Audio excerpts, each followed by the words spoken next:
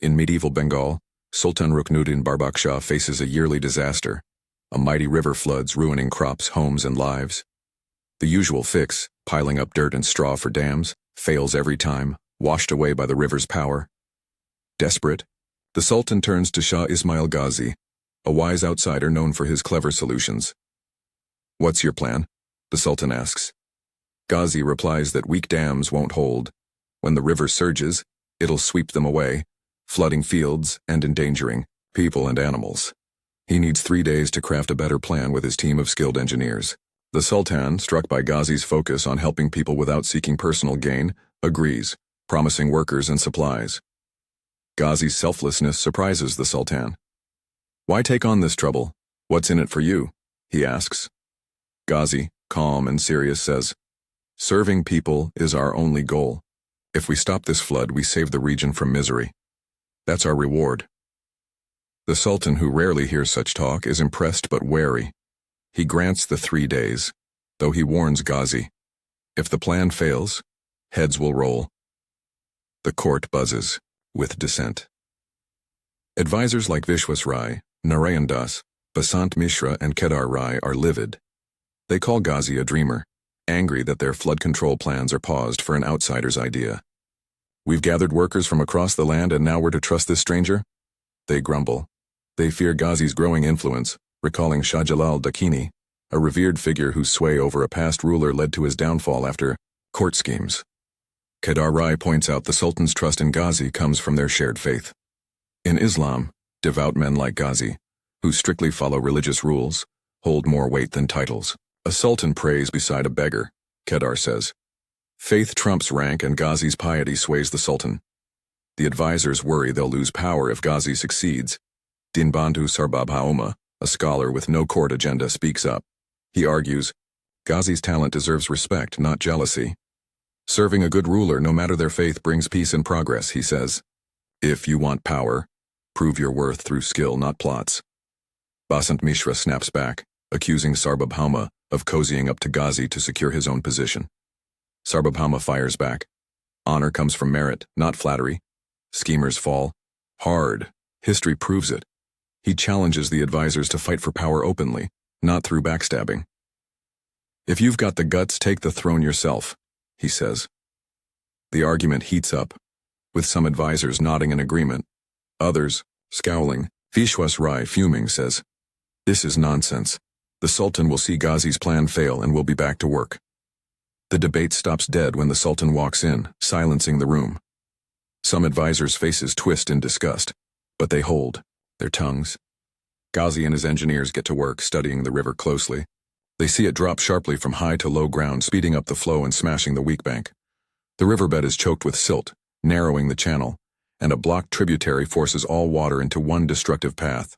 For 3 days, they pore over books and maps, crafting a plan, widen the river, clear the silt, reopen the tributary, and build a strong dam using techniques from Egypt's Nile River.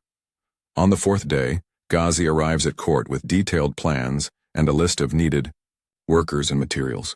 The advisors, expecting him to flake, smirk at his late arrival, but their grins fade when he presents a clear, practical solution. The Sultan, thrilled, says, "This is simple. Get it done before the rains." He promises rewards, but Ghazi, bowing, asks only for his prayers and goodwill. Work starts the next day. With the Sultan's resources, Ghazi's team clears the blocked tributary, letting water split into 2 paths. They dredge the silt-filled riverbed, widen the narrow channel, and build a sturdy dam with smart drainage, using Nile-inspired methods. The structure is so strong it could handle carts, horses, and even the Sultan's elephant brigade during a flood. As the monsoon hits, the river roars, but the dam holds firm, guiding the water safely and sparing the land. The Sultan, overjoyed, throws a grand feast for Ghazi and his team, shouting, "What a marvel!" The advisors, proven wrong, slip away, humiliated. The people cheer wildly, calling Ghazi a hero. Some whisper he's a saint, blessed with divine power, as no ordinary man could pull this off. Exhausted, Ghazi and his 10 companions collapse on the grass near their camp. The sun dips low, its heat fading, and a cool breeze soothes their tired bodies. Their horses graze nearby, munching on fresh grass. The moment of peace is short-lived. A rider gallops up, dismounts, and bows before Ghazi. "Sir," he says, voice urgent. Forgive me for disturbing you, but a new crisis needs your help. 8th episode. In the quiet dusk of medieval Bengal, Shah Ismail Ghazi rests on the grass after taming the river's floods. A rider, Foizullah Khan, gallops up, bowing urgently. Sir, I'm sorry to bother you at this hour, he says. But I'm in deep trouble. Ghazi sits up, eyeing the man. Trouble? I know you, don't I? Foizullah, a humble soldier under Ikran Khan, explains he's come out of desperation. Ghazi, surprised, stands and shakes his hand warmly. Ikran, Khan's man, what a surprise, come sit. Foizullah insists on sitting on the grass and Ghazi joins him. Foizullah reveals his identity. The man who helped secure a permit from the Sultan's office for Ghazi's flood project. Ghazi's eyes widen. You're that Foizullah Khan? You made it happen. Foizullah brushes it off humbly, saying it was God's will. Tell me your trouble, Ghazi urges. Foizullah explains he was sent to Kantakdwar, far off, to find a relative of the Sultan's. He found no trace of them but stumbled into a crisis. A cholera outbreak has hit a noble family's home near his relative's house, wiping out nearly everyone. Nearby homes are also infected and panic grips the area. 3 or 4 people died by last evening, and Foizullah's relative's only child is now gravely ill. I saw the boy myself, he says, vomiting blood in bad shape. No doctors are left. 3 tried to help, but 1 got sick and the others fled. No one else will come. The locals, knowing Ghazi's reputation, begged Foizullah to fetch him. They believe you can save them, he pleads. His relative, heartbroken, swore by God to bring Ghazi to save his son. Ghazi hesitates. Only God saves lives, he says. But Foizullah insists the locals' faith in Ghazi's presence could calm them. Ghazi sighs, troubled. This is serious, but I can't go myself. Tomorrow I'm due at another village to set up a school. If I don't show, it'll fall apart, and troublemakers might derail it for good. Foizullah slumps, but Ghazi reassures him. Don't lose hope. I'm no doctor, but I'll send my best team, led by my nephew, Muhammad Shah, a skilled young man who'll do better than me. Foizullah nods, grateful. Ghazi summons Muhammad Shah, top doctors, and a hand-picked crew of 20-25 volunteers, arming them with supplies. He briefs them and sends them off to Kantakdwar with Foizullah. The team arrives to find Kantakdwar in chaos. The locals are clueless about health, using the same pond for bathing, washing clothes, and drinking. Garbage piles up everywhere. Muhammad Shah's team sets up camp near the village and gets to work, using methods from their Pathargata success. They avoid gathering the sick in one place, instead treating them in their homes.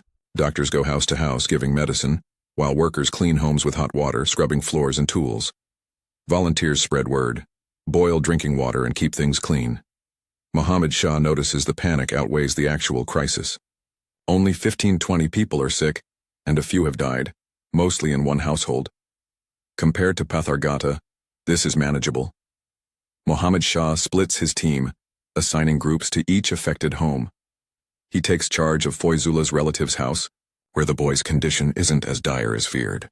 The panic had exaggerated things. After a few doses of medicine, the boy improves, calming the family. The doctors, all experts, work wonders across Kantakdwar, and within days the outbreak fades. But Muhammad Shah realizes one house, the worst hit right next to Foizullah's relatives, was overlooked. He'd heard it had one sick person, supposedly stable, so he focused elsewhere. Now a volunteer, Chand Malla, reports that the patient there isn't improving and wants to speak with Muhammad Shah, the team leader. Puzzled, Muhammad Shah follows Chand to the house, a grand home with a garden and clean courtyard. Inside, he finds the patient, Imam Mahiuddin Hatim Shah, a respected figure. Muhammad Shah freezes, stunned. You here? He stammers. Imam Shah, weak and pale, manages a faint smile. It's God's will, he whispers. He explains, this is his cousin Ahmadullah's house. Cholera struck hard, killing Ahmadullah, 2 nephews, a niece, and a worker in days. I buried them one by one, he says, until I fell ill myself.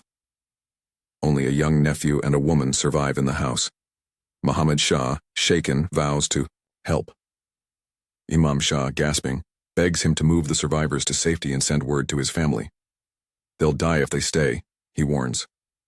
Muhammad Shah sends Chand to fetch the doctors urgently. As he comforts Imam Shah, the old man protests. Don't touch me. It's dangerous. Mohammed Shah soothes him, saying the doctors taught them how to stay safe with cleanliness. The Kigi doctors arrive, examine Imam Shah, and declare the cholera gone. His illness now is heart strain from grief and exhaustion, slowing his blood flow. It's serious, but not hopeless, they say, prescribing medicine and strict rest. No. Excitement and someone skilled must stay with him today. Mohammed Shah volunteers to stay despite the doctor's protest that he's too important to nurse one patient. Serving people is why I'm here, he insists. If I can't help one man, what's the point? He reveals a personal debt to Imam Shah.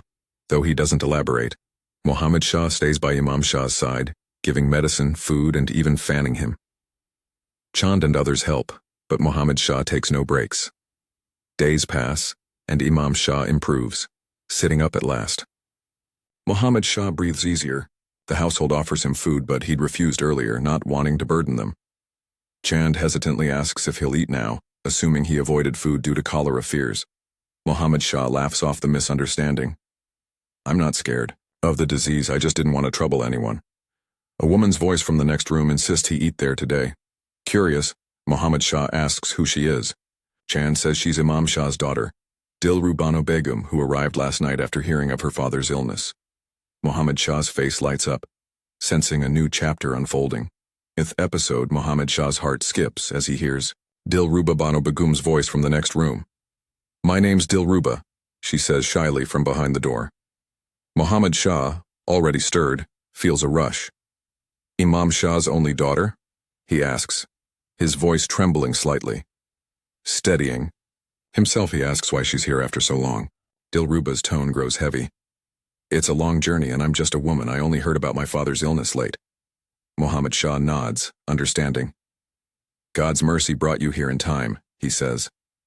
Things were dire. Dilruba cuts in, her voice full of gratitude. I heard everything, how this plague hit and how you worked tirelessly for my father. God sent a kind soul like you. Her voice cracks. When I got the news, I thought he was gone. We can never repay you. Before she can finish, Imam Shah calls from his room. Dilruba, come here. She excuses herself, urging Mohammed Shah not to leave without eating, and rushes to her father. Mohammed Shah and Chand Malla sit quietly, exchanging glances. Chand breaks the silence. So, what now, sir? Mohammed Shah smiles. Go arrange breakfast, Malla. Imam Shah's much better. With proper care, he'll be strong soon. Dilruba's arrival has lightened his load. After breakfast, Mohammed Shah returns to camp relieved. The village is recovering. Cholera cases are down and no new problems have cropped up. He decides to check on Imam Shah morning and evening while overseeing the area. That day, he visits Imam Shah briefly. The next morning, he's swamped with village duties and doesn't go. By noon, guilt hits. His absence might seem neglectful. Worried Imam Shah or Dilruba might think he's upset, he hurries to their home. At the open gate, he bumps into Dilruba, who's in the courtyard, adjusting her dupatta. Startled, Mohammed Shah steps back, but Dilruba, blushing behind a rosebush, calls out, Don't go, come in. He hesitates, then approaches. Their eyes meet briefly before she looks down, smiling. You barely came yesterday, and father keeps talking about you. How is he? Mohammed Shah asks. Better, Dilruba says, then pauses. But, she lowers her voice. Mohammed Shah's heart races. What's wrong? Dilruba hesitates, then explains Imam Shah hasn't eaten properly. He thinks we're giving him food the doctors wouldn't approve. He won't eat unless you check it. Mohammed Shah is stunned. And there's more, Dilruba adds, fidgeting. He's upset with me. He thinks I drove you away because you only came once yesterday and haven't shown up today.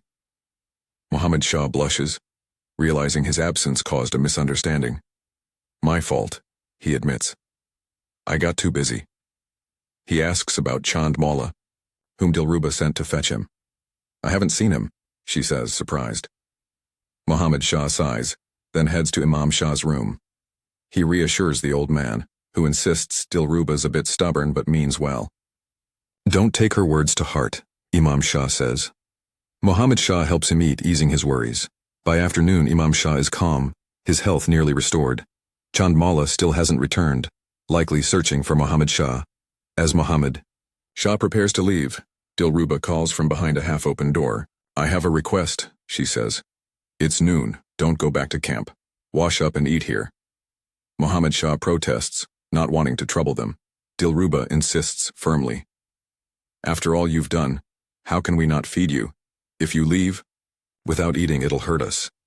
She adds with a smile. I cooked for you today, knowing you liked our food before. Muhammad Shah, touched, agrees. Dilruba's words linger. Your care for my father spreads to us all, I'm part of that too. Her insight stuns him, but Imam Shah teases from his room. Enough philosophy, girl. They laugh, and Muhammad Shah feels a bond forming. Within a week, Kantakdwar is free of cholera. The villagers, already fond of Shah Ismail Ghazi, now revere him and his team. Hindus and Muslims alike call him their guide, demanding his presence. Ghazi promises to visit soon, sending word he'll arrive in a week. The village buzzes with joy, their devotion surpassing even the Sultan's visits. Ghazi, overwhelmed, reminds them he's just a man serving the people. He vows to return if duties allow, and the crowd roars, Allahu Akbar. Ghazi leaves that day, and Muhammad Shah's team prepares to depart. They pack up camp, bidding farewell to grateful villagers. Muhammad Shah visits Imam Shah, now almost fully recovered. Imam Shah, with no son, asks Muhammad Shah to visit his home someday, treating him like family. The household showers Muhammad Shah with thanks, and Dilruba ensures he eats before leaving. Alone with her at the door, Muhammad Shah senses her sadness. So, you're going? She asks softly. He nods. Any chance we'll meet again?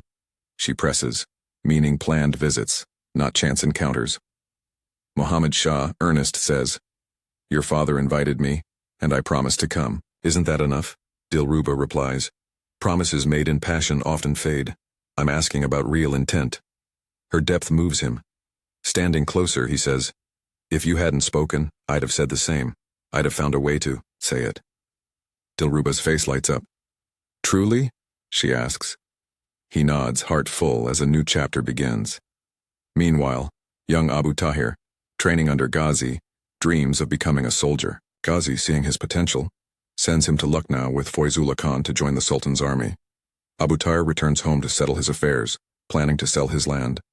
His neighbor, Irfan Ali Mia, objects, arguing Abu Tahir's future family will need it.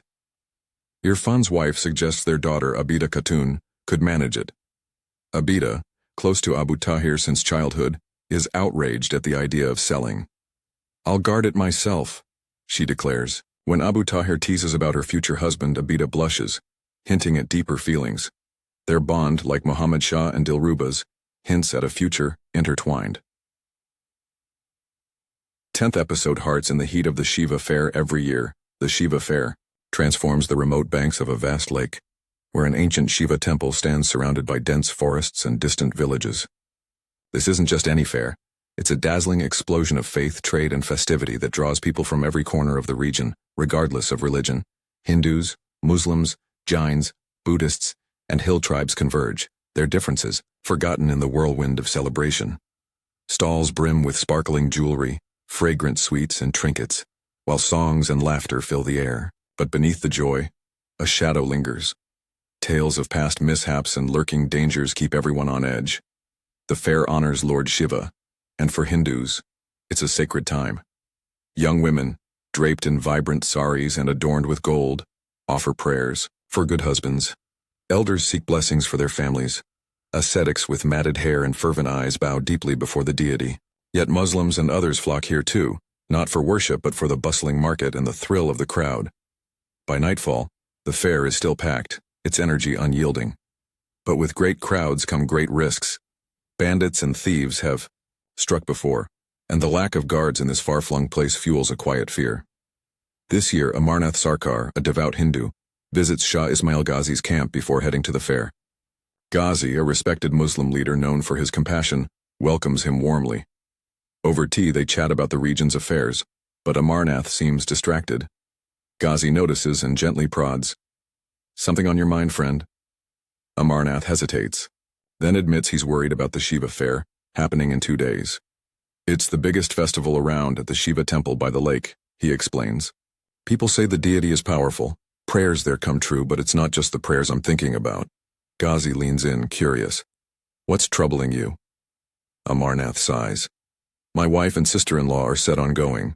My wife wants to pray for our children's safety, and my sister-in-law, she's of marriageable age but hasn't found a good match. They believe the temple's blessings will help. It's my job to take them, but I'm nervous. The fair's huge, and every year something goes wrong. Fights, thefts, even attacks. With so many people, who's there to keep order? Ghazi listens intently as Amarnath describes the temple at Shibtala, a sacred site where the devout gather in droves. The crowd's so thick you can barely move, Amarnath says. People pray for miracles, and some swear they get them. But the fair's a magnet for trouble. Bandits don't care about faith. They see gold and young women and strike. The capital's too far to send help, and the villagers can't fight armed gangs. I don't know if I can keep my family safe. Moved by his friend's fear, Ghazi reassures him. God watches over us, Amarnath. Go with faith and I'll keep you in my thoughts. Amarnath nods, grateful, and heads home to prepare. But Ghazi's mind races. After Amarnath leaves, he gathers his men. Get ready, he says grimly. We've got a fight ahead at the Shiva fair. His team, loyal and battle-hardened, nods. They know Ghazi's heart. He protects the innocent no matter their creed. 2 days later, the Shiva fair is a riot of color and sound. The temple glows with oil lamps and priests chant as devotees press forward with offerings. Stalls overflow with goods and children dart through the crowd, chasing the music of flutes and drums. By late afternoon, the fair is at its peak, with thousands still lingering, reluctant to leave. Women in glittering bangles pray fervently, while traders haggle and performers juggle fire. But the air hums with tension. Everyone knows the fair's history of chaos. Suddenly, a scream pierces the din. A gang of nearly 40 masked bandits, swords gleaming, storms the temple. Panic erupts as they snatch gold from stalls and lunge at women's jewelry. Devotees scatter, their offerings spilling into the dust. Priests abandon their rituals, running for cover.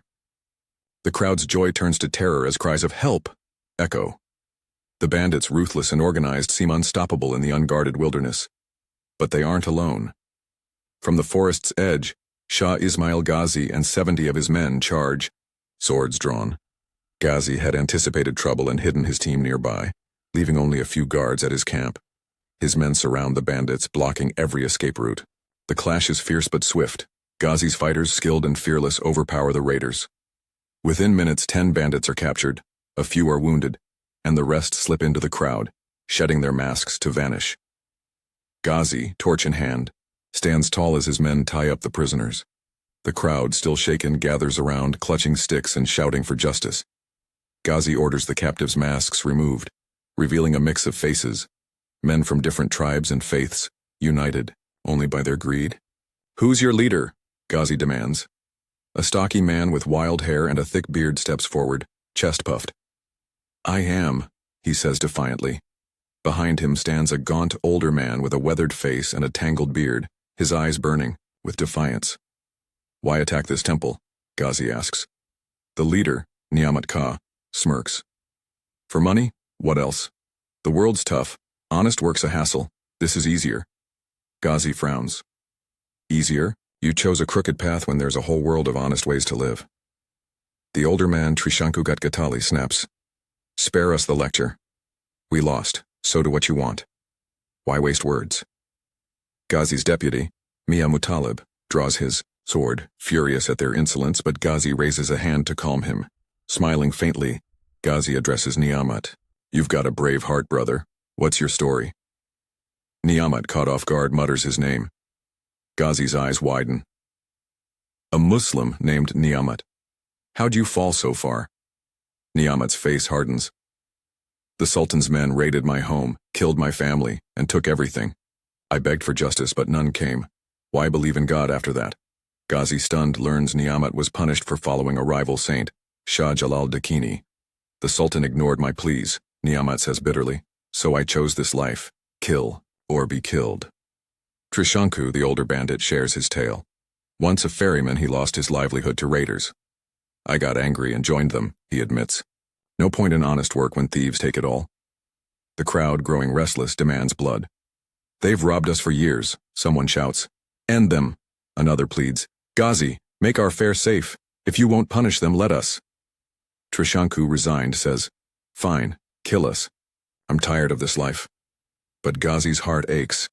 He sees not monsters but broken men. Killing's easy, he says softly. Saving's harder.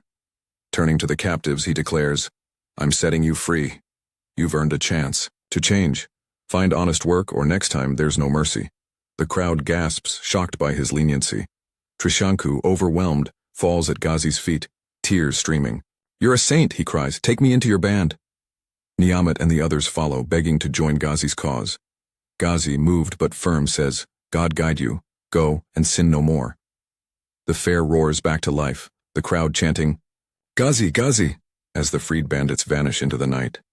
Amarnath, watching from the temple, feels his fears melt away. The Shiva fair, saved by a Muslim hero, becomes a legend of mercy and courage, its spirit unbroken. Month episode Shadows of the Storm, the search for Amarnath and a kingdom's call.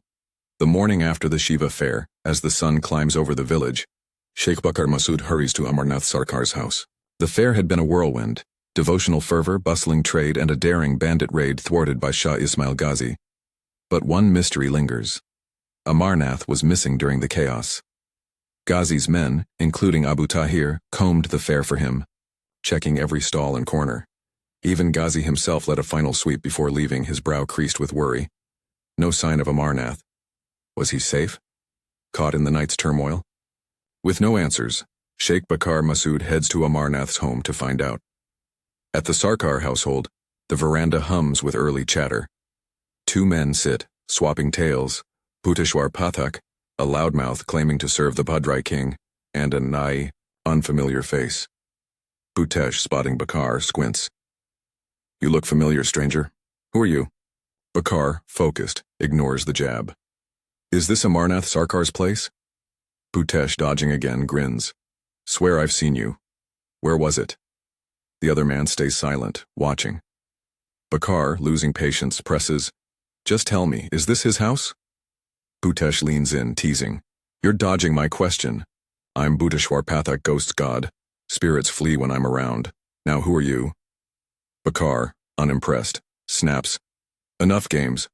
Is Amarnath here or not? Bhutesh bristles, grabbing a rusty old spear and leaping up, thinking, he'll scare Bakar. Insult the king's man? I'll teach you. But Bakar, swift and unfazed, draws a gleaming sword from beneath his robe. Careful, he warns, his voice low. Bhutesh stumbles back, trembling, spear wobbling. Don't, you dare. I'm the king's right hand. Hurt me, your whole clan's finished. The commotion draws Bhavatarini, Amarnath's wife, from the house. What's this? She cries, seeing Bakar's sword. Spotting her, Bakar lowers his blade, flustered. Mother, is Amarnath home? Did he make it back from the fair? Bhavatarini nods, relieved. Yes, he returned last night, safe. Thank God, no trouble. Bakar exhales, tension easing. We were worried sick. Ghazi sent us searching everywhere. Bandits hit the fair and Amarnath was nowhere. Bhavatarini gasps. Bandits? I heard Ishmael's men caught them. You were looking for Amarnath? Bakar nods. We turned the fair upside down. Good to know he's fine. Curious, Bhavatarini asks, but why the sword? Bakar glares at Bhutesh, now slinking back. This fool wouldn't answer a simple question. Claims he's the king's guard, throwing around threats. Bhavatarini chuckles. Oh, him? He's a Bhadrai king's messenger. Here with invitations for local Hindus to a festival. Stayed at Chandranath's place last night. Probably sniffing for fair gossip. Pointing to the second man, she adds. This is Chandranath, Amarnath's friend. He came back with him from the market. Chandranath, quiet till now, nods. I had a stall, but when the bandits struck, I fled with Amarnath. Too risky to go home alone. Bakar, urgency returning, asks, Where's Amarnath now?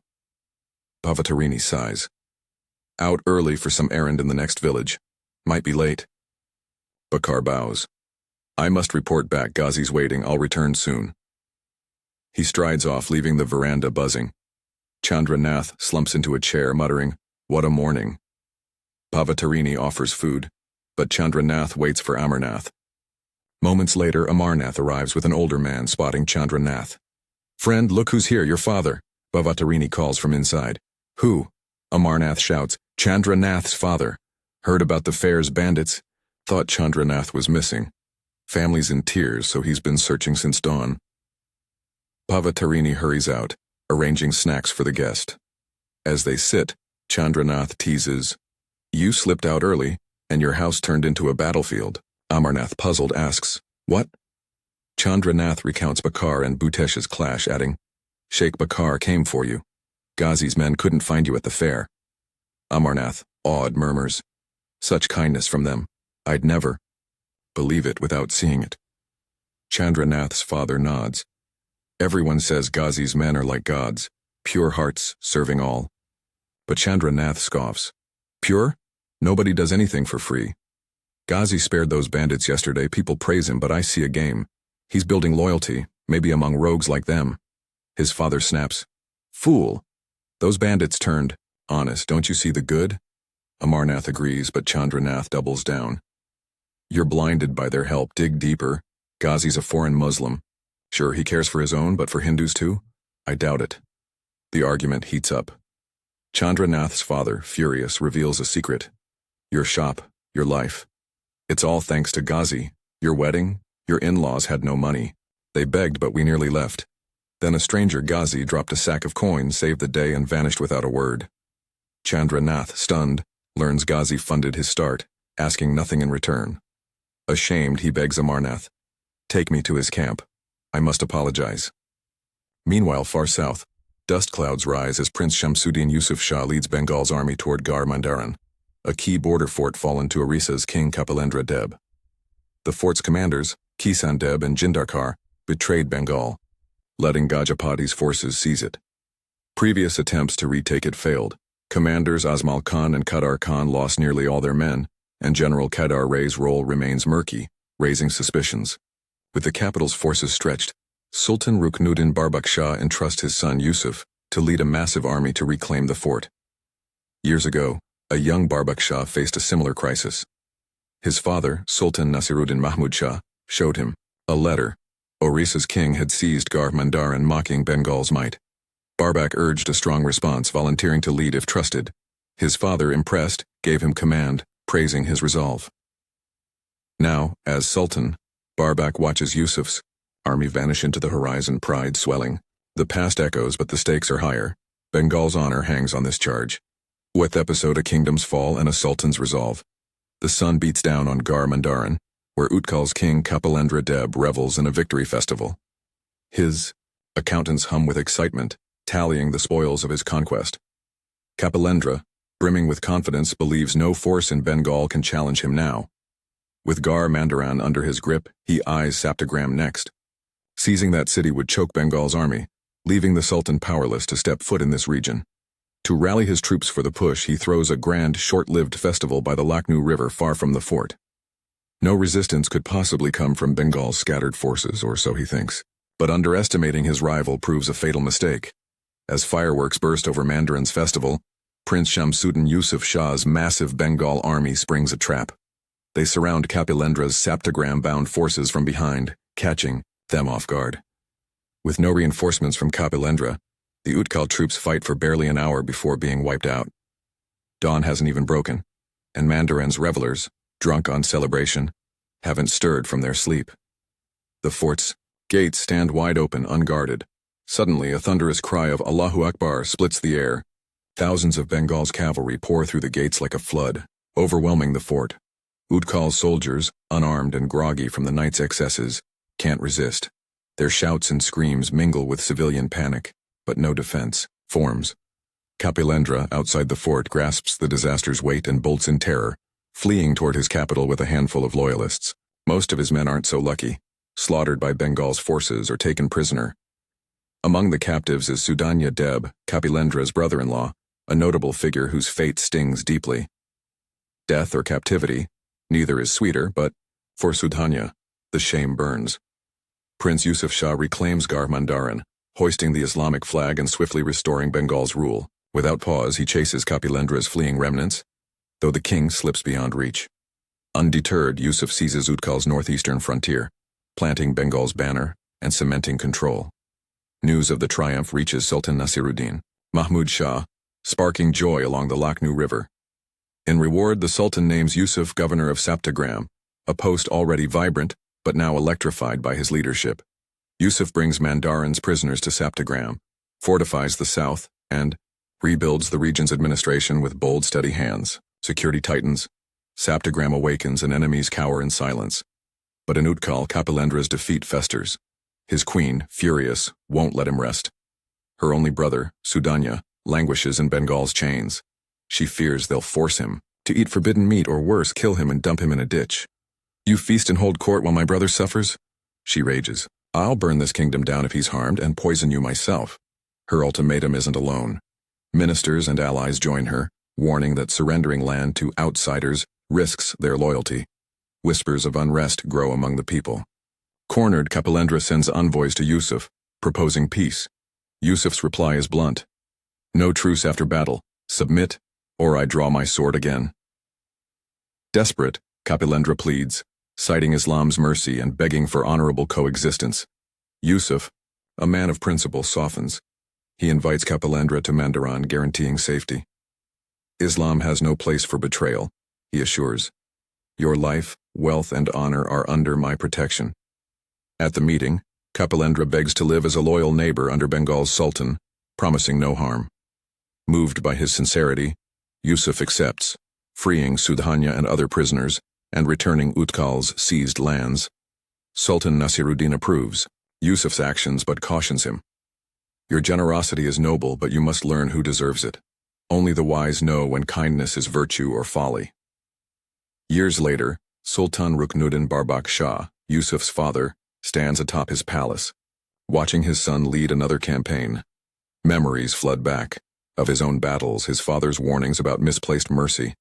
Utkal's king, perhaps wary of open defiance, now pulls strings through Gajapati, his vassal, stirring trouble from the shadows.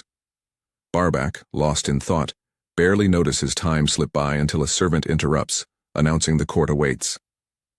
Barbak believed Yusuf would succeed as he once did, driving out Gajapati and securing Bengal's borders. But days later, grim news arrives. A battered soldier staggers before Barbak, trembling. Disaster, my lord, he gasps. Our army, nearly gone. Barbak's heart lurches. Yusuf? He demands. Alive, barely, the soldier replies. But our forces, slaughtered. The battle, fought between Saptagram and Mandarin, was a rout. Gajapati, backed by Kapilendra's vast army, ambushed Yusuf's troops from both sides. Saptagram's own commanders, Kisan Deb and Jindarkar, betrayed Bengal, turning the city's forces against Yusuf. Barbak reels.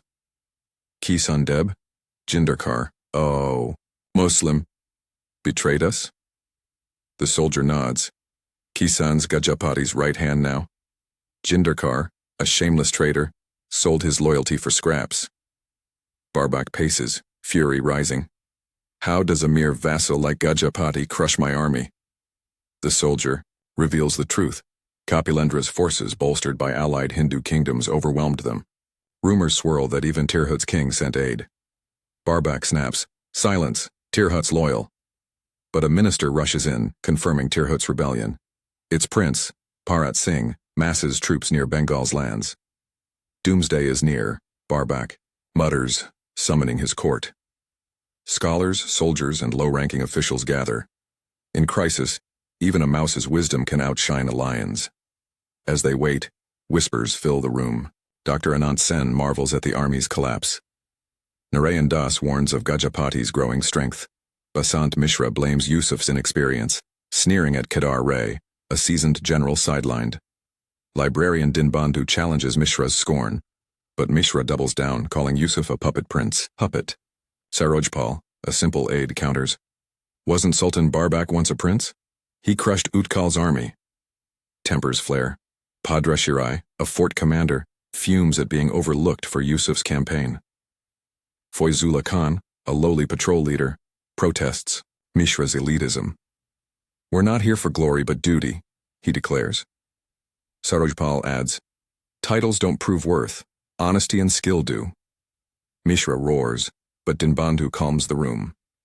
Respect earns respect, regardless of rank. Kedar Ray, stung by accusations, insists he could have won with full command, unlike past failures under Azmal Khan and Kedar Khan. But Kedar retorts, you did nothing as our men died.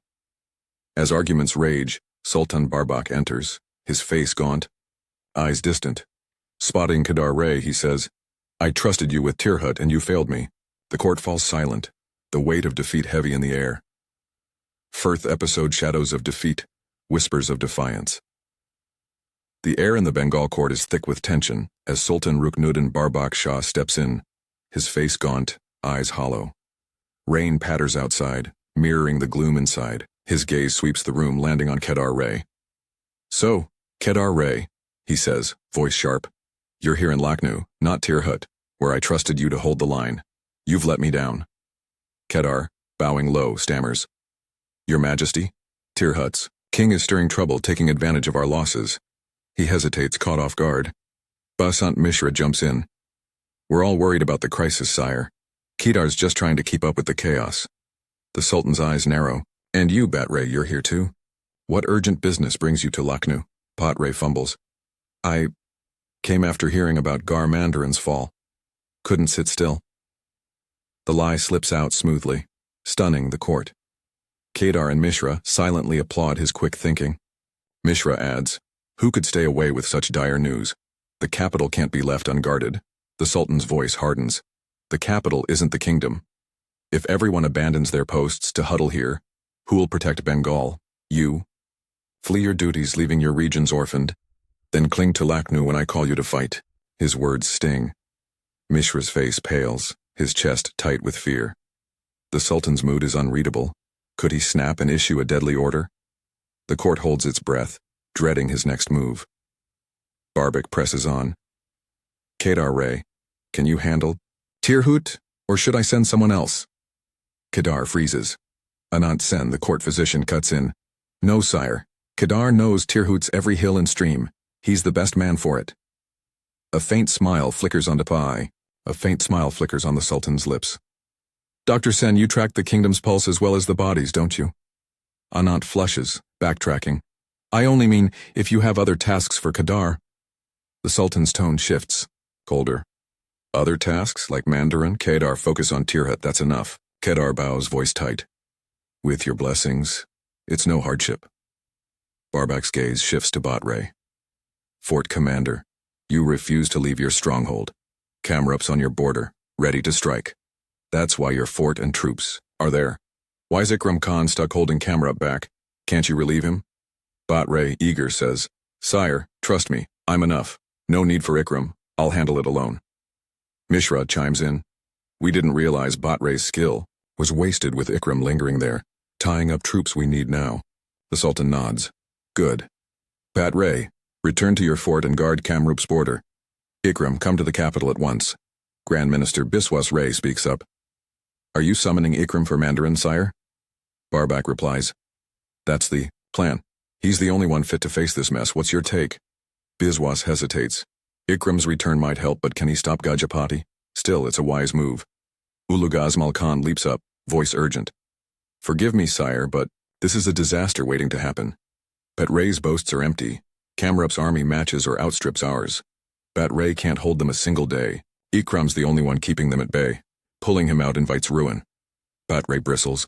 I protest this insult. Barbak raises a hand. Let Azmal speak. Azmal continues. Gajapati's reach stops at Nabadwip's southern edge. They lack the nerve to push further. But if Kamrup breaks through, they'll tear at Lucknow's throne. Ikram's holding the east and south alone. Don't move him. The court murmurs agreement. Dinbandhu, Kedar Khan, Sarojpal, Foizullah Khan all back Azmal. His insight's critical, sire, they say. Barbak's voice cracks, desperate. Then what do I do? Amir Khan's trapped in Tripura, misled by Prince Ratna's pleas. Kedar's off to Tirhut. Ikram's in Kamrup. Batray's barely holding his fort. Who faces this crisis? How do we escape this trap? Give me answers. Biswas Ray, cautious, says, I've got nothing, sire. Beyond the capital, Bengal's surrounded by storms. East, west, north, south, no side's safe. Azmal's right. Kamrup's not alone. Every enemy's as strong. Even Ikram can't hold forever. If another dam breaks like Mandarin, Lucknow will drown. Barbak snaps, you're just making the problem scarier without solutions. We must fix the breach at Mandarin or others like Tirhut will rise up.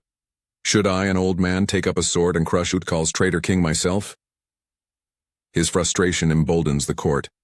Narayan Das, silent till now, speaks. A sword, Alone wins nothing, sire. We need soldiers, horses, weapons, all scattered or lost with Prince Yusuf. Who fights now and with what? Barbak's anger flares. So I surrender Bengal to Gajapati and flee? His eyes blaze, face wild. Basant. Mishra rises, voice steady. If I may, sire, I have a proposal, the only way out. Barbak, impatient, barks. Spit it out. Mishra's tone firms. Let Mandarin and Saptagram go. Make peace with Gajapati. Settle for what we have. Squeeze him with tough terms. He'll bend. Barbak's blood boils, tempted to order Mishra's head off, but he restrains himself. This is your plan? He growls. Kadar Khan stands. Forgive me, sire, but if we give Gajapati land, Tirhut will demand the same. Then Kamrup, Tripura, anyone. Where's the end? Patre, enraged by Kadar's challenge to Mishra's idea, snaps. When a tiger's cornered, it eats straw. If we're too weak to resist, we accept such terms. Flailing won't stop our enemies. Barbak roars. Silence. If I sink, I'll go down standing, not groveling. I curse this cowardice. Patre trembles. Sire, Barbak, voice breaking, pleads. Is there no other way? Silence grips the court. Then Foizullah Khan, a lowly soldier, stands. I have a humble request, sire. Barbak leans forward. Speak. Foizullah says. The situation's dire. Please seek Darvish Shah Ismail Ghazi's counsel. He's a holy man, sure to offer honest guidance. Barbak's face lights up, as if dawn broke through clouds. Alhamdulillah, he whispers. Dinbandu adds, I felt the same but feared to say it. Ghazi won't just advise, he'll act. Barbak, energized, says, This is guidance. Foizullah, you're Ikram Khan's man, yes? Foizullah nods. A humble servant, sire. Barbak beams, your wisdom deserves reward, but for now I pray Allah blesses you. One more task. Deliver my greetings to Darvish Ghazi. Can you? Foizullah bows. Your command is my duty, sire. Success lies with Allah. Barbak rises, exhausted. I'm weary. Share more ideas later. I'll listen and accept what's worthy. God protect us. He leaves, the court buzzing with whispers of mockery and unrest. Later, Biswas Ray, Mishra, Bat Ray, Kadar, and Narayan Das stormed Dinbandu's home, furious. Dinbandu, sensing trouble, seats them calmly and asks their purpose. Bat Ray starts, but Mishra cuts in. It's serious. We respect your wisdom, but why back a plan that invites ruin? Dinbandu, puzzled, says, Ruin? Bat Ray explodes. You've dug your own grave, supporting those outsiders. When you're begging on the streets, you'll see. Dinbandu, stung, asks, Are you unwell, Bat Ray? Kedar clarifies, It's not illness, it's principle. Why hand power to Muslims by pushing Ghazi's help? Dinbandu protests, Foizullah raised it. I only agreed. Mishra snaps, Your support tipped the Sultan. Without it we could have brushed off a soldier's whim. Dinbandu counters, Good. We need a lifeline in these dark times. Mishra's rage flares. What lifeline? Let Bengal fall to Hindu kings around us. We'd thrive, not grovel under outsiders. Dinbandu's eyes widen. Treasonous thoughts. Beware such ideas. There's a limit. Biswas Ray asks, Limit? Dinbandu warns, If you want Hindu rule, fight openly, not by betrayal. Backstabbing for another's throne gains nothing. Traitors end in the dust, Hindu or Muslim. Mishra sneers. Spare the sermons. Bat Ray fumes.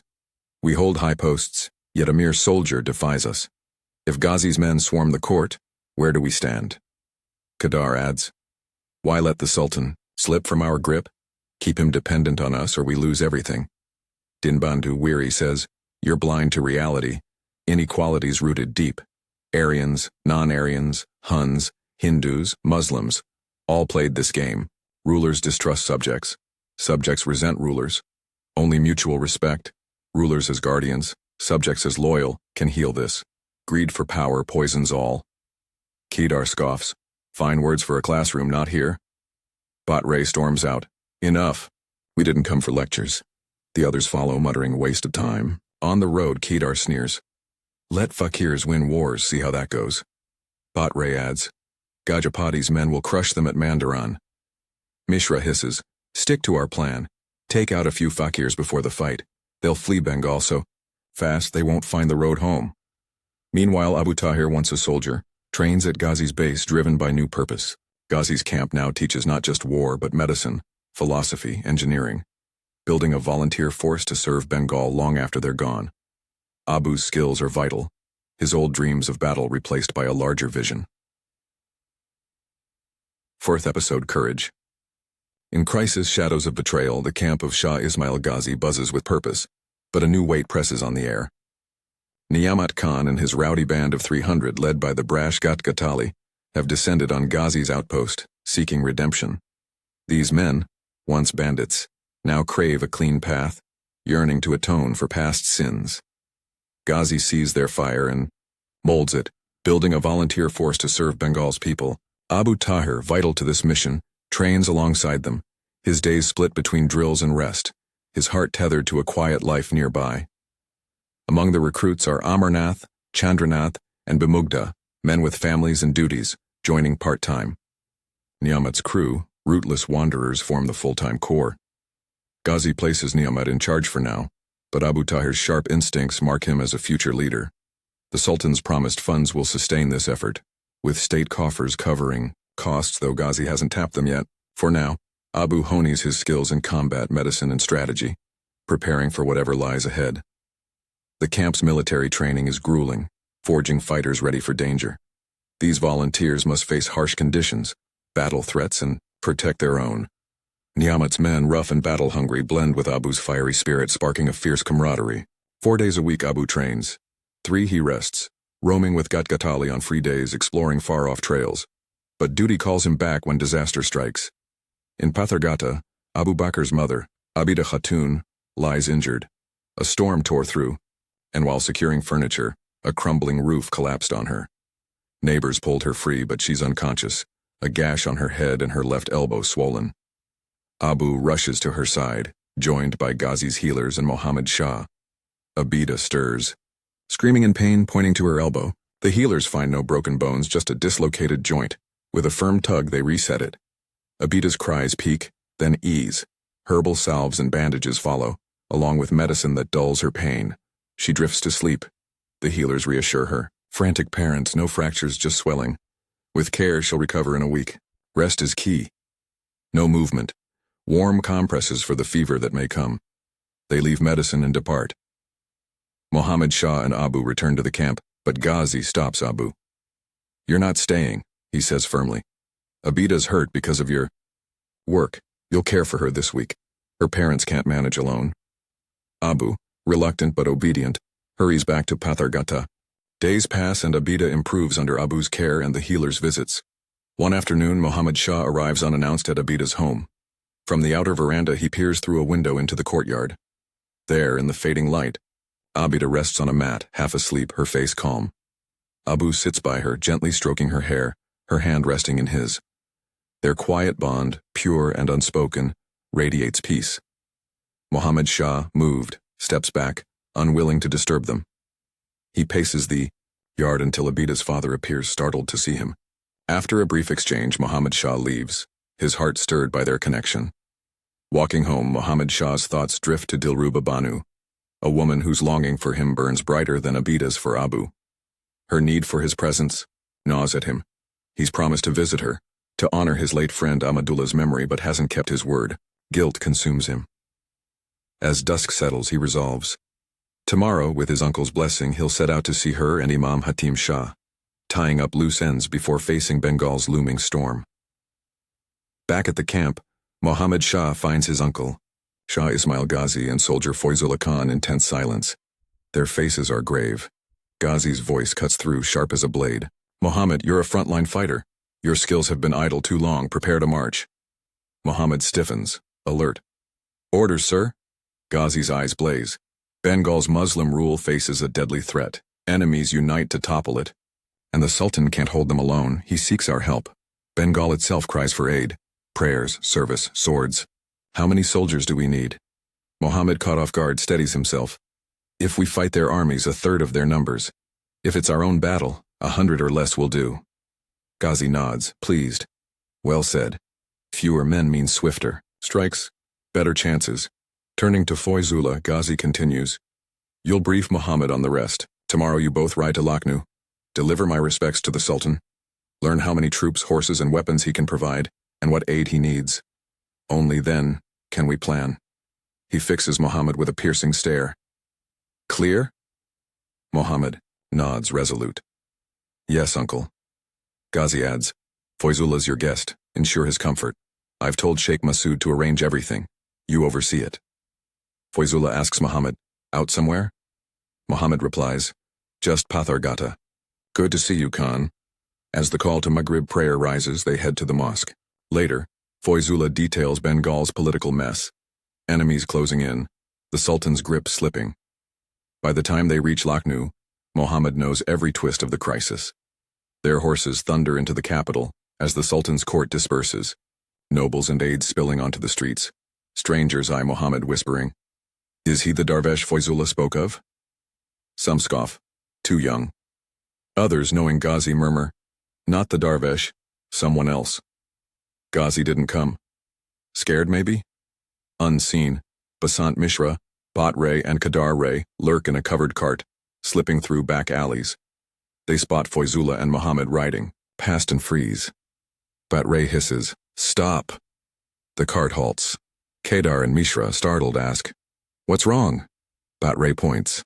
Look, Foyzullah with a stranger. Kedar squints. Must be Ghazi's man. Mishra nods. Foyzullah's been missing all day. He went to that Darvesh's den. Their voices drop to a conspiratorial hum. The Sultan trusts only them now? Mishra sneers. Ghazi didn't come, so he sent this one.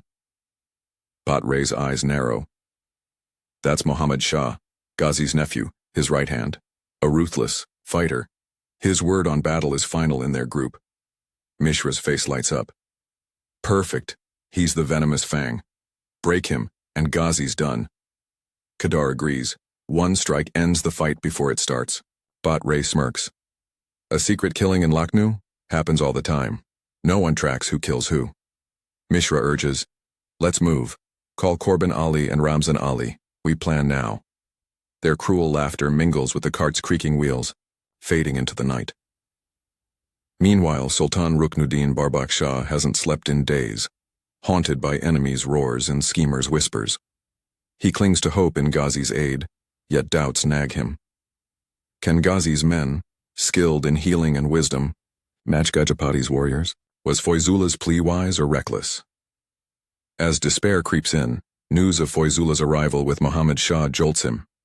Relief floods his chest. Ghazi's ready to help. Not a small thing. The Sultan greets them warmly, his voice thick with gratitude. Your swift response in my dark hour moves me. I thank Allah for this mercy. Muhammad bows. Your Majesty, we're honored to serve.